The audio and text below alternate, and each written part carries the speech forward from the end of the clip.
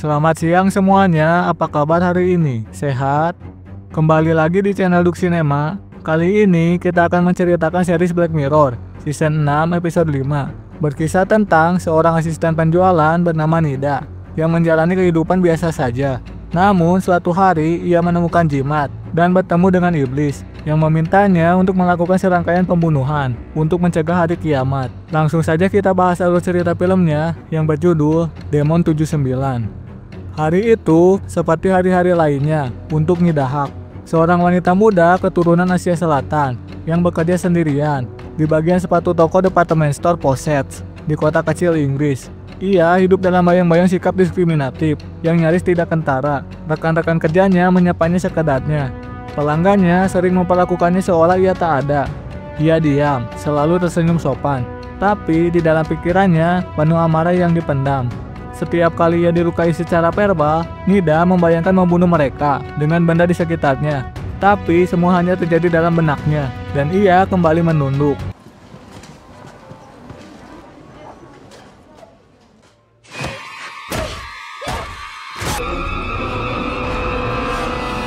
Mana?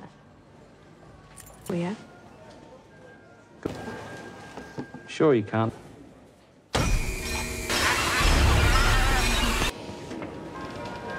Suatu hari, saat makan siang, Vicky, manajer tokonya yang sering memperlakukannya dengan nada merendahkan, menyuruhnya ke gudang bawah untuk menyingkirkan barang rusak. Di sana, saat sedang menumpuk kotak sepatu tua, pandangannya tertubruk pada ubin dinding yang berbeda. Ada satu yang tampak mencolok. Ia terdorong oleh rasa penasaran dan melepaskannya. Di balik dinding itu tersembunyi sebuah kotak kecil merah, berdebu, dan penuh simbol aneh. Ketika ia membukanya, jimat berbentuk segitiga dengan wajah menyeramkan di permukaannya terjatuh ke lantai. Nida menyentuhnya, dan seketika lampu berkedip. Udara menjadi aneh, tapi semuanya kembali normal.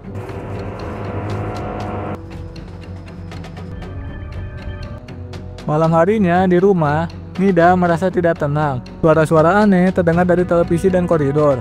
Saat ia berdiri di dapur, tiba-tiba muncul sosok tinggi dengan jaket mencolok dan afro besar, seperti bintang disko tahun 70-an.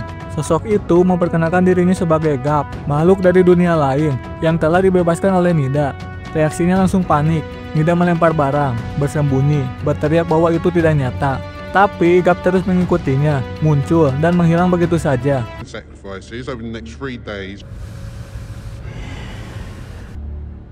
If you want me to help, dust up and make the entry. Yes or yeah, say it. Come on, say it. Say it.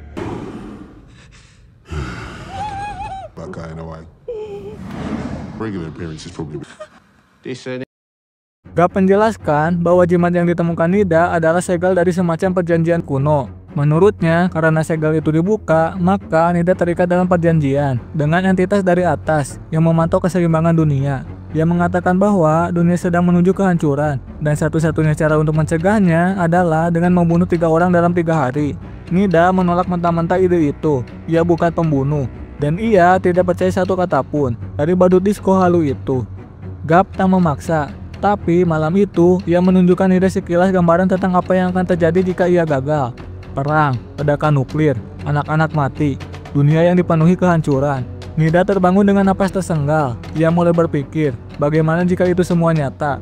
Bagaimana jika benar ada sesuatu yang lebih besar sedang terjadi? Namun saat matahari pagi muncul, Nida mencoba meyakinkan diri bahwa ini semua hanya mimpi buruk. Tapi Gap belum selesai. Hari pertama dimulai, dan waktu mulai berdetak. Like I said, animals don't count, yeah. It's 1 kill a day. That is Oh, yes, it has. If I talk to you, under your belt. Start racking them up. you can stop. Whack someone. What, Brick? Oh, yeah. Pagi berikutnya, Nida duduk di ruang makan kecil rumahnya, mencoba menjalani rutinitas biasa, sambil meyakinkan dirinya bahwa semalam hanyalah mimpi buruk. Namun begitu ia melangkah keluar, Gap sudah menunggu, berdiri dengan gaya eksentriknya di trotoar, seolah tak ada yang aneh. Ia melangkah mengikuti Nida ke tempat kerja, muncul, dan menghilang dengan bebas. Nida berusaha mengabaikannya, namun kehadiran Gap mulai mengganggu ketenangan pikirannya. Gap memberitahu bahwa hari pertama hampir habis, dan korban pertama harus segera ditentukan. Nida yang masih menolak percaya merasa seperti dalam tekanan mental yang konstan. Stop it, because I am not killing anyone. Onto that brick, let's go whack someone. Oh, yeah. Please, make him. You all right?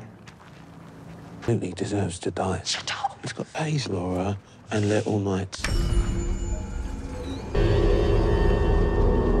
She kills herself. Down.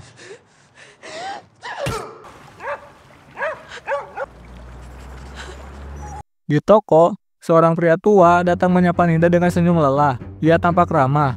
Namun begitu pria itu menyentuh sepatu dan menyebut hal-hal yang aneh tentang anak-anak, Gap berbisik pada Nida, itu dia. Dengan satu sentuhan, Gap menunjukkan visi masa lalu pria itu, korban-korban kecil, lokasi kuburan rahasia, wajah-wajah yang telah lenyap. Nida terkejut dan ketakutan. Namun Gap menegaskan bahwa pria itu adalah pembunuh anak yang belum tertangkap, dan membunuhnya sekarang akan menyelamatkan banyak jiwa di masa depan. Didorong oleh rasa ngeri dan amarah, Nida mengikuti pria itu saat ia keluar dari toko, membuntutinya hingga ke sebuah lorong gelap. Di lorong itulah, dengan tangan gemetar, Nida menyerangnya dengan batu bata besar. Serangannya brutal, kacau, dan penuh ketakutan. Namun berhasil. Pria itu tergeletak bersimbah darah. Gap muncul dan tersenyum bangga, menyatakan bahwa satu jiwa telah diselamatkan dari neraka dan ratusan dari penderitaan. Nida terpukul oleh kenyataan bahwa ia telah membunuh seseorang. Meski pria itu memang monster, ia pulang dalam keadaan syok, mencuci darah dari bajunya, tubuhnya gemetar, jiwanya terguncang.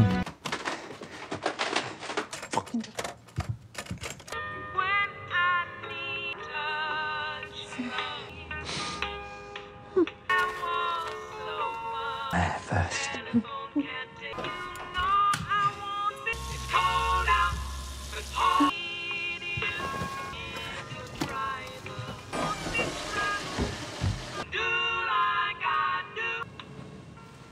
Was used what I deserve.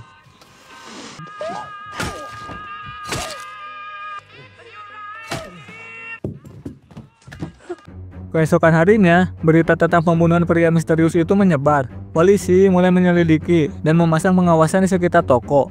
Nida semakin merasa terpojok, tapi Gap mengingatkannya bahwa waktu terus berjalan. Ia mendorong Nida untuk memilih korban kedua, dan ia menyarankan Vicky, manajer toko yang selama ini memperlakukannya dengan hina. Gap mengungkap bahwa Vicky suatu hari nanti akan membuat keputusan bisnis yang menyebabkan puluhan orang kehilangan pekerjaan dan satu orang bunuh diri. Meski motivasi itu tak sebesar pembunuhan anak, Gap menyebutnya tetap cukup berat untuk mencegah kehancuran skala kecil yang berkontribusi pada runtuhnya dunia. Nida mencoba mengatur rencana. Di saat yang sama, Gap memperlihatkan calon korban lain, Michael Smart, seorang politisi muda dari partai sayap kanan yang tengah naik daun. Melalui penglihatan, Gap menunjukkan masa depan mengerikan yang akan terjadi jika Michael naik ke tempat kekuasaan, gelombang kekerasan, kamp pengungsi, sistem represi dan penindasan.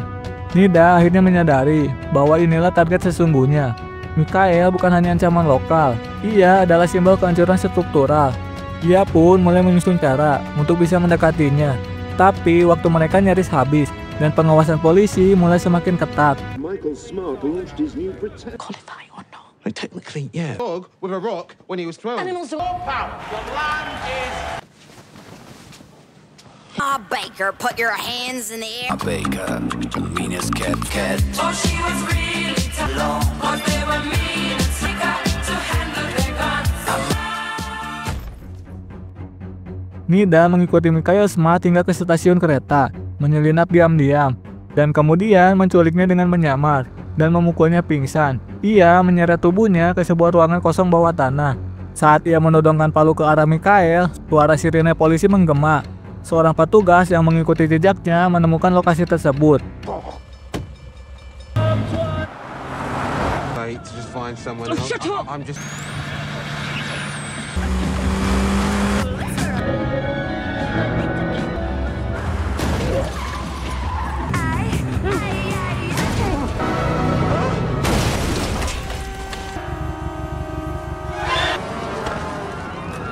Well, help me then.